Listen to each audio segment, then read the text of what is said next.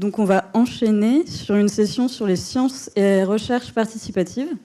Donc dans le cadre du PEPERSAMS, on a une activité avec un groupe de travail dans le but de développer un appel à projet.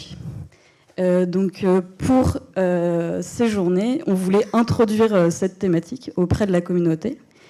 Dans un premier temps, par une présentation de Fabien Decane, donc c'est le responsable sciences et sociétés de l'INSERM sur la démarche en sciences et recherches participatives. Je vais vous faire une introduction vraiment très générale sur ce que c'est que la recherche participative, en tout cas ce qu'on entend par recherche participative à l'INSERM.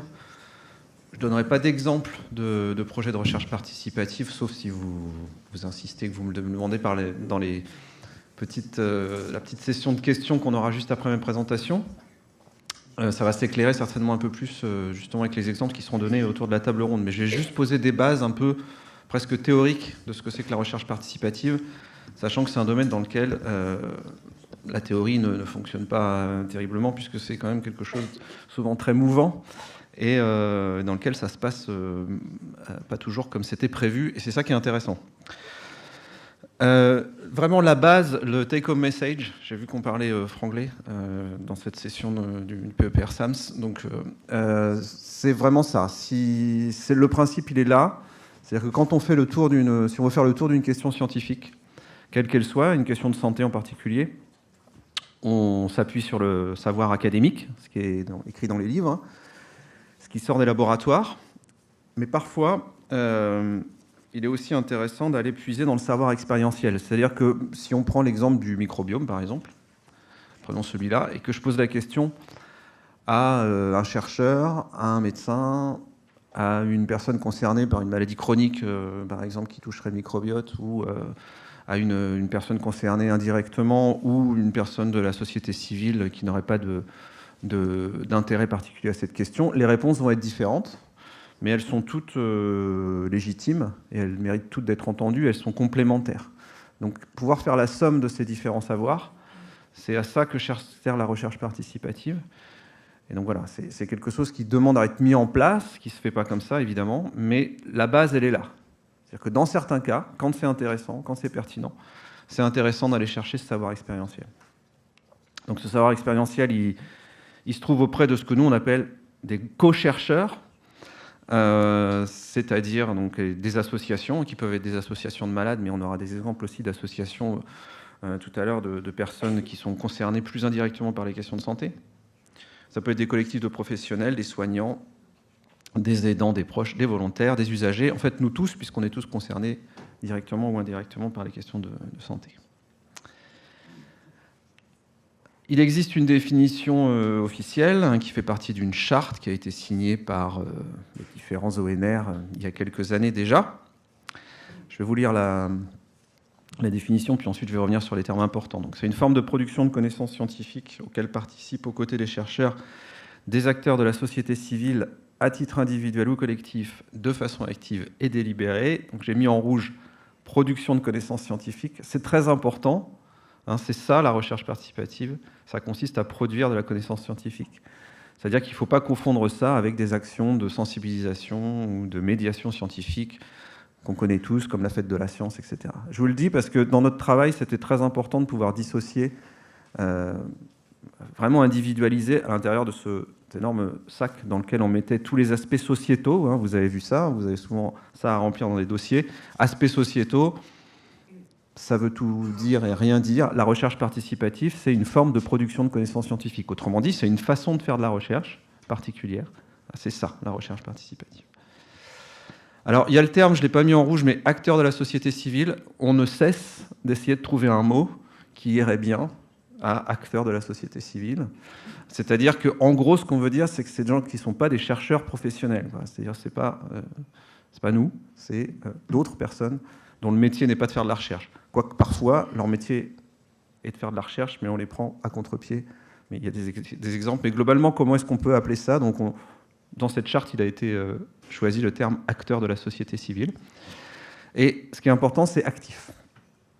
Parce que, encore une fois, dans notre travail aussi de sensibilisation sur la recherche participative, il a été important de bien expliquer que quand on est volontaire, quand on est bénévole dans une action, même si on appelle ça des participants, c'est pas de la recherche participative. S'il n'y a pas une façon active de s'impliquer dans le projet, je vais vous expliquer un peu de quelle manière on peut s'impliquer activement, mais ce terme actif, il est très important. Et délibéré, bon, évidemment, il ne manquerait plus que ça. Donc le terme important, c'est coproduction de savoir, on peut appeler ça comme ça. Alors, il y a plein de mots pas très jolis avec des co, comme co-construction, vous entendrez beaucoup. Co-réalisation, co-analyse, co-interprétation, co-diffusion. En fait, ça veut dire que les personnes concernées, les co-chercheurs, peuvent intervenir à tous les niveaux d'une recherche. Donc comment ça se passe? Donc, soit cette recherche, elle a été initiée à l'initiative des chercheurs, parce qu'ils ont été sensibilisés, parce qu'ils ont compris l'intérêt d'aller poser la question aux personnes concernées. Et puis, ça peut aussi être à l'initiative des collectifs. Donc, je dis collectif parce que ce n'est pas nécessairement une association telle qu'elle, mais donc, des personnes de la société civile qui se posent une question, qui ont observé sur leur terrain quelque chose, une observation, parce qu'il y a une question qui se pose dans une association de malades, par exemple, et qu'ils voient l'intérêt d'aller frapper à la porte d'un laboratoire pour construire ensemble un projet de recherche. Donc une grosse partie de notre travail à nous, c'est justement de mettre en lien ces chercheurs avec ces co-chercheurs, de les faire travailler ensemble, de les inciter à trouver un langage commun, parce que vous pouvez imaginer qu'il y a des questions de langage, il y a des questions de posture, il y a des choses qui se jouent derrière tout ça, il y a des gros enjeux. Donc une fois que ça est fait, les gens vont se mettre à travailler ensemble. Donc il y a vraiment constitution, hein, j'ai mis ce petit dessin, c'est concrètement ça, hein, c'est des constitutions de groupes de recherche mixtes, dans lesquels il y a des chercheurs professionnels et des co-chercheurs, qui vont travailler ensemble sur une période déterminée, bien souvent, hein. Dans notre cas, ça est 12 à 18 mois, typiquement, dans les projets qu'on accompagne. Et pendant ce temps-là, qu'est-ce qu'ils vont faire? Tout d'abord, ils vont se mettre d'accord sur quelle est la question de recherche. Parce qu'une observation, un questionnement, vous comprenez bien que ce n'est pas une question de recherche. Donc, qu'est-ce qu'on va se poser comme question? Quel est l'objectif de la recherche? Ensuite, une étape très importante, hein, c'est beaucoup, dans notre cas, à ce niveau-là que ça se passe, c'est la conception du protocole et le choix des méthodologies. Et là, c'est très important que tout le monde se parle pour pouvoir trouver un protocole, une méthodologie qui va aller à tout le monde. C'est-à-dire qu'il faut autant que ça respecte les exigences scientifiques, hein, de l'équipe de chercheurs que les réalités des personnes. C'est-à-dire qu'on voit parfois des choses qui sont idéalement, en termes de méthodologie, parfaites, mais qui ne sont pas du tout possibles à mettre en place pour les publics. Je pourrais vous donner des tas d'exemples, parfois qui sont même assez presque drôles, de ce qui avait été imaginé par des chercheurs par rapport à la réalité qui est la vie des personnes concernées. Donc, ça, c'est très important, parce que bien souvent, il y a des protocoles qui sont quand même mis en place, dans lesquels ça n'a pas été fait, et sur le long terme, ça marche moins bien, il y a des perdus de vue, et la qualité des données, évidemment, s'en ressent à la fin. Donc ça, c'est très important. Ensuite, ça passe par la rédaction des questionnaires, la définition des tâches, de ce que chacun va faire dans ce projet, et jusqu'à l'écriture, la relecture des articles, des notices, des formulaires, la diffusion, enfin vraiment tous les niveaux de la recherche. Et il y a des choses très élaborées aussi en termes de diffusion de l'information, de codiffusion avec les personnes concernées. Ah, c'est bien, il y a un timer qui me dit le temps. Alors, oui, j'ai oublié de vous dire une chose importante. Alors, premièrement, il n'y a pas d'injonction à faire de la recherche participative tout le temps. Je ne suis pas venu vous transmettre ce message-là aujourd'hui. Ce serait, à mon avis, contre-productif. Si ça vous intéresse, on peut en discuter. Deuxièmement, il n'y a pas une injonction à ce que les personnes concernées, les co-chercheurs, interviennent à toutes les étapes du projet de recherche. Tout ça, ça doit être concerté et ça doit être fait dans l'intérêt du projet, dans l'intérêt de la question scientifique. Et troisièmement, il n'y a pas non plus d'injonction à ce que le niveau de participation soit le plus haut possible. Donc ici, vous avez quelque chose qui est repris assez régulièrement, qui s'appelle l'échelle de Montréal. Il y a beaucoup de choses en recherche participative qui viennent de l'autre côté de l'Atlantique, la partie la plus au nord. Alors, on peut être dans l'information, en bas, du professionnel au participant sur des décisions qui sont déjà prises. Ça, c'est pas de la recherche participative, ça, c'est la moindre des choses. Voilà. Donc moi, j'ai tracé un trait. Et au-dessus, on peut commencer à parler de recherche participative. Si on consulte... Alors, à la fin du processus de décision, c'est pas idéal. Quand il y a encore possibilité de changer les choses, c'est mieux. Et puis on peut passer à des niveaux d'élaboration très importants où les co-chercheurs, les associations deviennent décideurs. Et il y a même des exemples dans lesquels, c'est moi qui l'ai rajouté, on va au-dessus de ça et c'est vraiment les associations ou les personnes concernées qui conduisent la recherche et les chercheurs ne sont là que pour un appui méthodologique, matériel, etc. N'ayez pas peur, il n'est pas question de remplacer les chercheurs et ça se passe quand même pas très souvent. C'est assez exceptionnel, mais ça peut arriver. Donc là, je passe à la diapositive que j'utilise quand je veux convaincre mes collègues chercheurs de faire de la recherche participative. Donc à quoi ça sert? On a un premier bloc qui est celui où en fait faire de la recherche participative, c'est aussi faire que la science est à l'écoute, que le monde scientifique est à l'écoute de la société. Ça, c'est un peu la tarte à la crème. Ça change les perceptions des scientifiques par la société. C'est un premier degré, mais c'est très important quand même, dans un contexte actuel quand même de plus en plus inquiétant, de défiance vis-à-vis des scientifiques.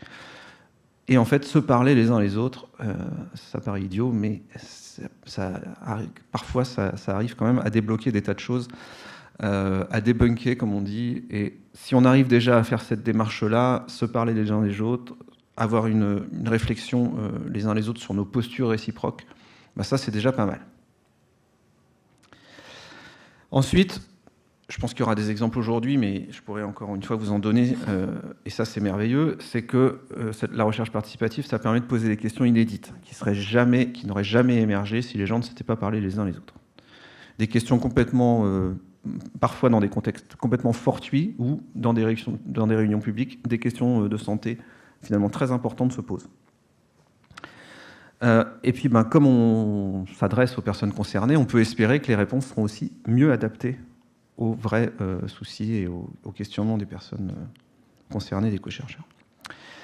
On observe aussi, de manière empirique, même si on n'a pas de données précises à vous donner, qu'il y a un meilleur recrutement, plus facile, et une meilleure participation à la recherche clinique, notamment moins de perdus de vue, des recrutements plus rapides, etc.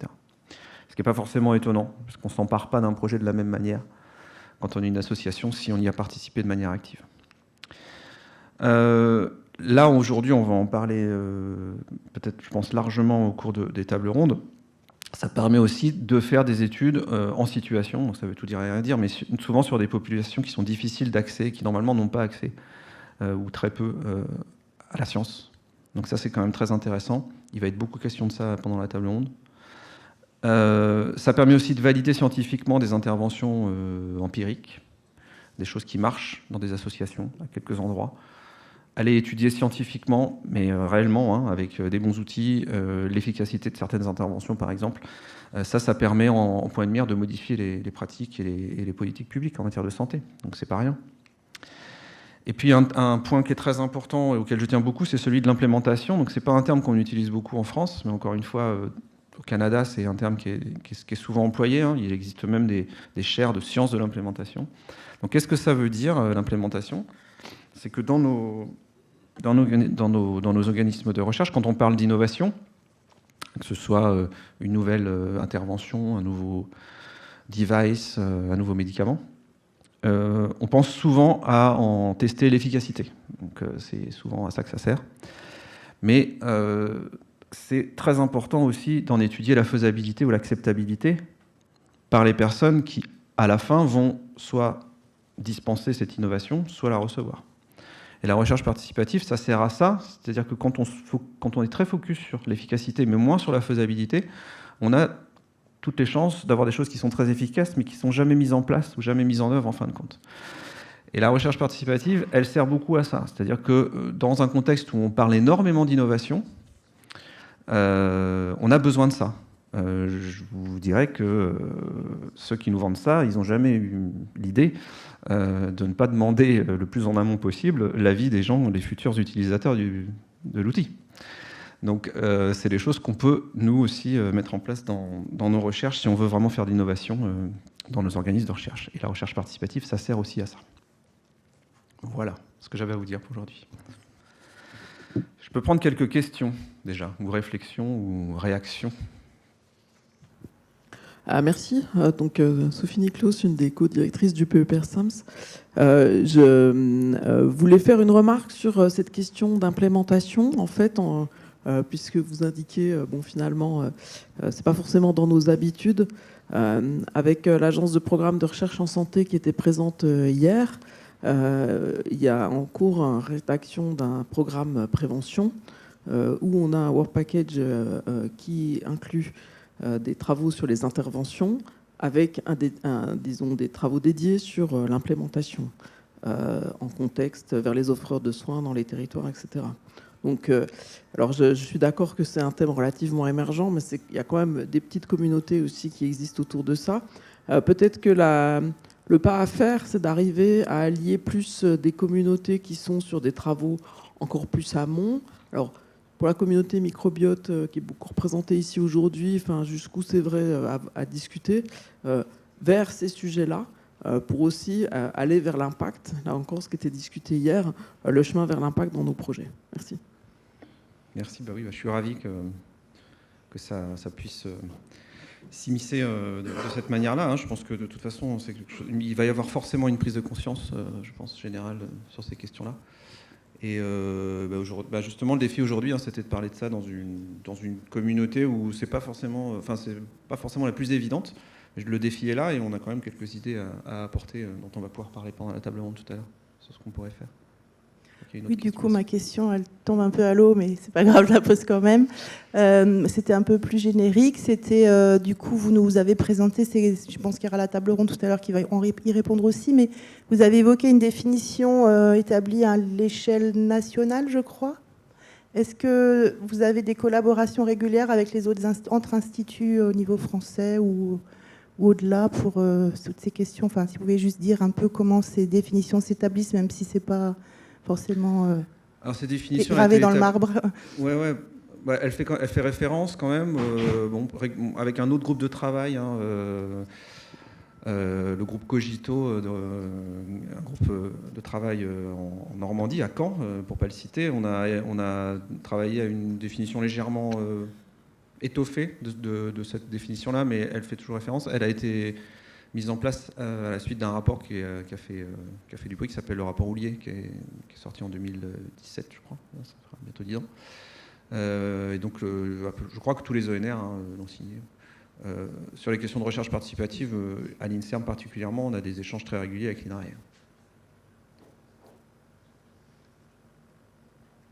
Oui, merci pour la présentation. C'est une question générale, d'une certaine manière.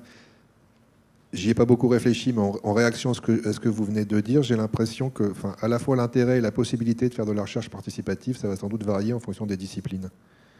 Je me dis qu'en physique nucléaire, il y a peut-être moins besoin de faire de la recherche participative que dans d'autres disciplines, par exemple. Oui, je suis complètement d'accord. C'est pour ça que je prends toujours la précaution de dire qu'il n'y a pas d'injonction à en faire. Je suis d'accord que dans nos domaines, je sais pas, la biochimie structurale, pas sûr que... Mais bon, pourquoi pas. On refuse rien, nous, on prend tout. Mais c'est pas dans ces domaines-là où on a beaucoup de sollicitations, je suis bien d'accord. Mais ne croyons pas que c'est une case à cocher. Ça risque de le devenir un peu dans les projets européens quand même. Donc il y a un danger à ça, puisque j'ai encore une minute. Pourquoi est-ce que c'est pas une bonne idée, à mon avis? On a très très peur et on est très vigilant, nous, à ce qu'on appelle l'association Alibi. C'est pas difficile de passer un coup de fil à une association pour pouvoir mettre un coup de tampon sur un dossier, parce qu'à l'Europe, on nous a dit qu'il fallait absolument qu'il y ait de la valorisation sociétale sur les projets. C'est contre-productif à tous les niveaux de faire ça. J'espère qu'il n'y aura pas une tendance à ça. Il y a eu une tendance pendant certaines années, notamment côté anglo-saxon, à vouloir qu'il y ait forcément un retour vers la société. Ce serait évidemment pas bon du tout pour la recherche fondamentale, et puis ce serait pas bon non plus pour la société. Donc ça n'aurait pas d'intérêt. Donc on y est très vigilant quand même.